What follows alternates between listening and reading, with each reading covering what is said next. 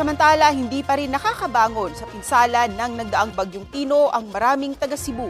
Kabilang sa kanila si Bernardino Son na namatayan ng 5 anak habang pinaghahanap pa ang kanyang bunsong anak.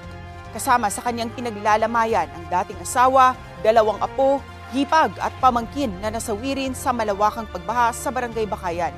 Kwento ng mga rescuer, isa sa kanyang anak ang 3 oras na humawak sa puno ng akasya. Sinubukan pa siyang iligtas at hinagisan ng lubid pero hindi ito umabot hanggang sa matumba ang puno na kinakapitan niya. Ayon sa kanya, 2 beses niyang binalikan ang pamilya para hikayating lumikas pero hindi umano siya pinakinggan. Sa tala ng lokal na pamahalaan ng Cebu City, 31 na ang naitalang nasuwi at 7 pa ang pinaghahanap na mga nawawala dahil sa bahang dulot ng bagyong Tino.